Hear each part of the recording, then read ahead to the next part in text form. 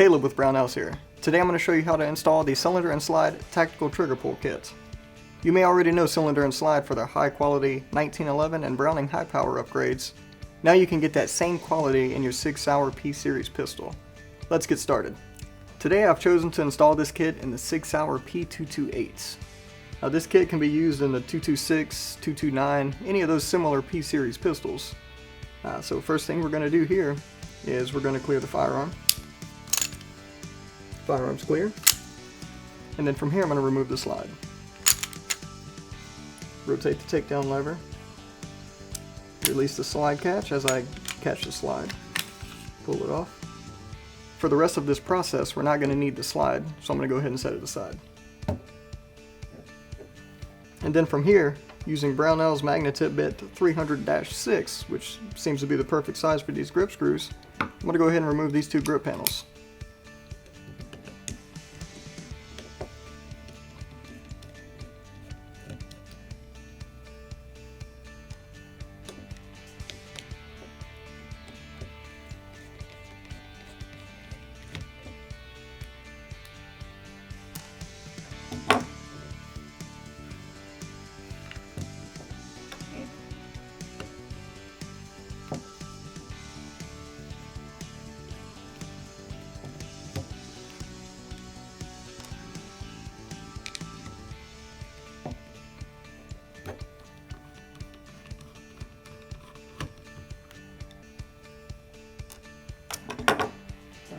Now that I got the 4 grip screws removed, I can go ahead and remove these grip panels.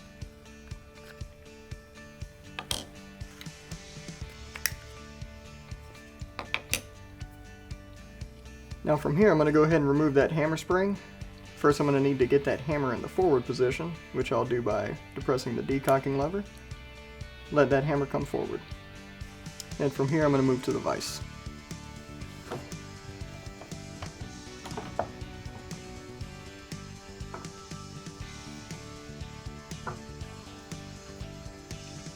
I'm going to go ahead and switch to a smaller bit. It doesn't really matter what size you use, as long as it'll fit inside that notch in the back. That's just to give you leverage on it. Go ahead and press forward, using my free hand to guide it out. Now from here I can remove the retainer, the hammer spring, as well as the hammer strut.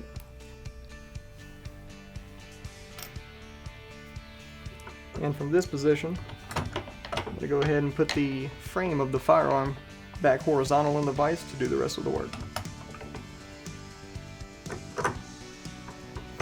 From here I'm going to go ahead and relieve tension on the sear spring by just coming in with the scribe and unhooking it from the roll pin that's retaining it. From there I can take a punch and start removing the internals. I'm going to remove this pin from right to left, that way I can maintain control of everything coming out so I don't lose any pieces. Some of these pins will push right out, some of them can be a little bit stubborn, so you'll have to give them a tap.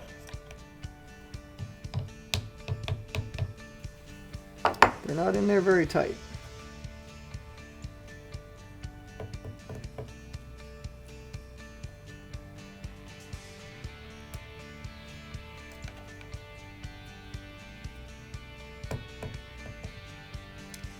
First thing I'm going to remove is the internal safety lever.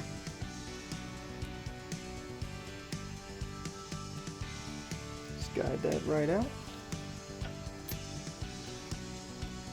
I'm going to continue pushing that pin until it gets free of the sear and sear spring. Pulling the spring out first. And guiding that sear. Now you're going to have to push that sear out through underneath that sear spring retaining roll pin. That'll come right out. And your ejector is going to fall out as well. Go ahead and pull that out the way.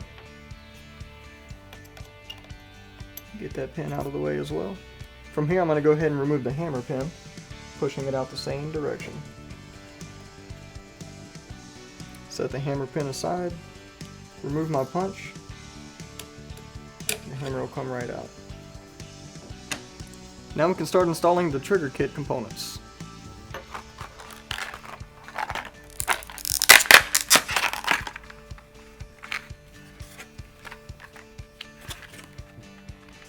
ahead and remove my sear, my new internal safety lever, hammer, and of course the hammer spring. First thing we're going to do is just go in the reverse order of the disassembly, and we'll start with the hammer. Now when you're installing the hammer, you need to make sure you get that through pin on the hammer underneath the hammer rest spring. You may have to move that trigger bar slightly just to get it there.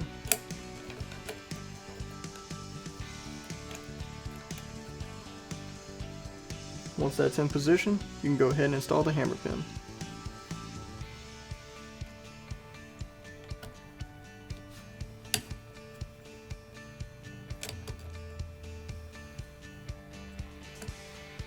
Next, we're going to go ahead and reinstall our ejector.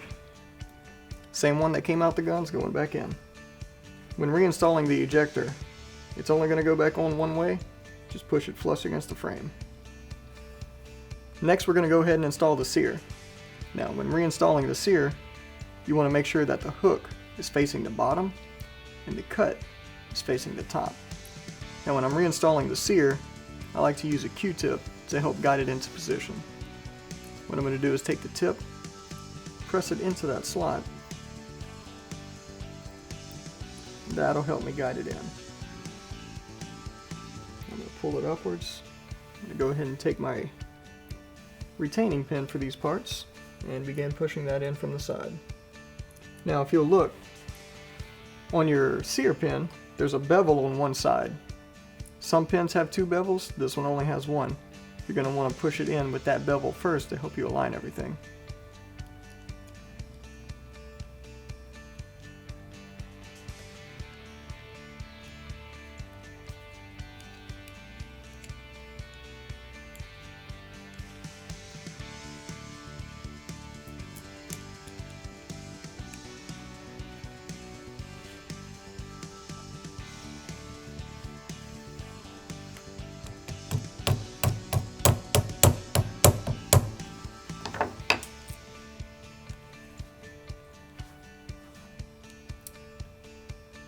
Once our safety is halfway in position and the pin's riding on one side of it, go ahead and remove your Q-tip. From here, you're going to reinstall your stock sear spring. And the way you're going to do that, the leg on top is going to be facing the left. Your bottom leg is going to need to be on the right hand side. So we're just going to position that.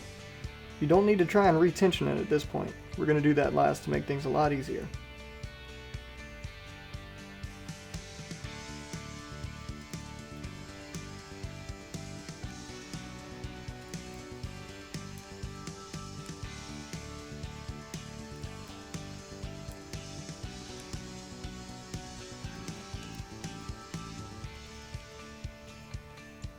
To ensure the sear spring stays in place, I'm going to take my punch and come in from the opposite side to retain it until I get that pin all the way through.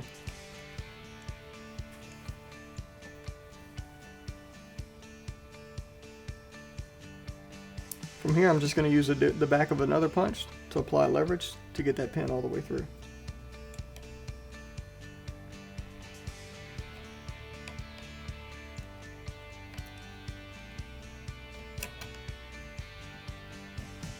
When I get my sear pin through the sear spring, I'm going to go ahead and take my internal safety lever and start installing that.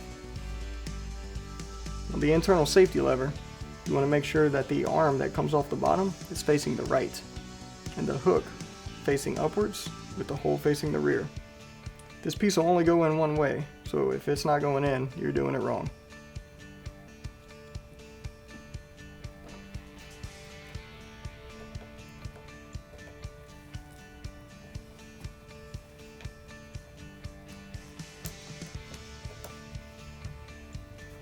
Once I get that internal safety lever in place, I'm going to go ahead and capture it from the other side with my punch so it doesn't slip out the way. Then I'm going to use that to guide the pin the rest of the way through.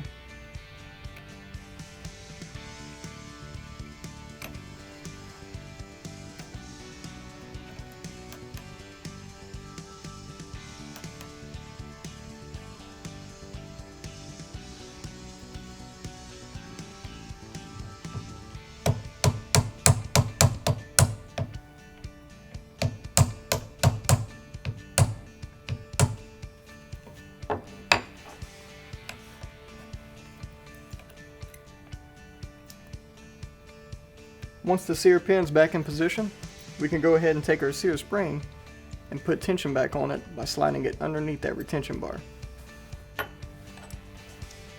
For this, I'm going to push it down and then hook it on over.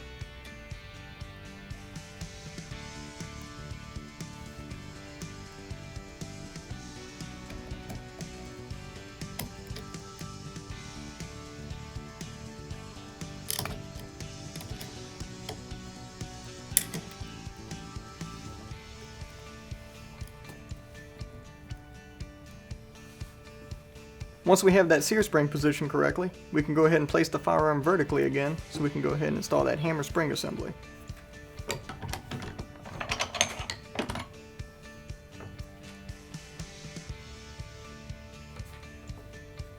First, we're going to install the hammer strut, and that's going to be positioned with the hook facing away from the firearm.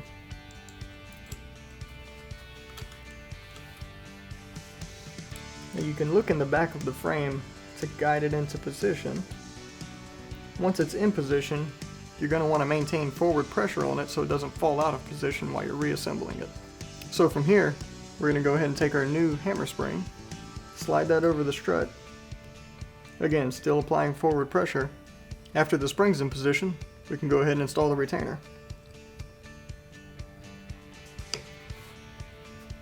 Using that same screwdriver bit we used to disassemble it, same thing, we're going to apply tension, reassemble it.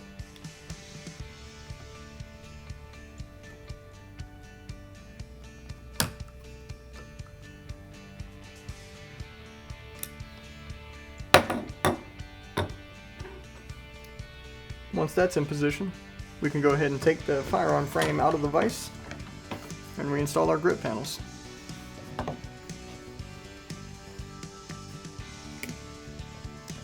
Doesn't matter what order you do the grip panels in, left or right.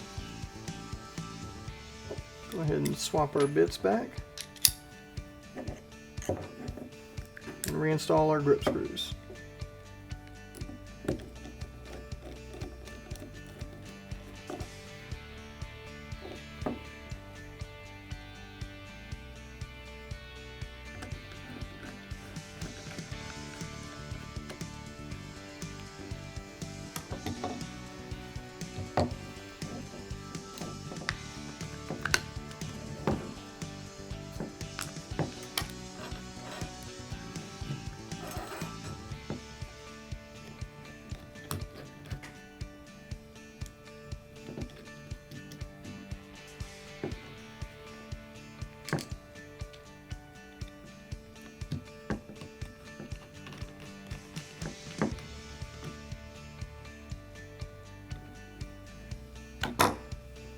After we get our grip panels reinstalled, we can go ahead and put our slide assembly back onto the frame.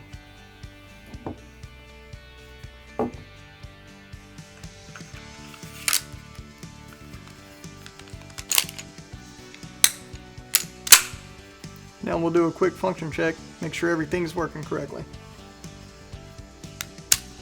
Decocker lever's working fine.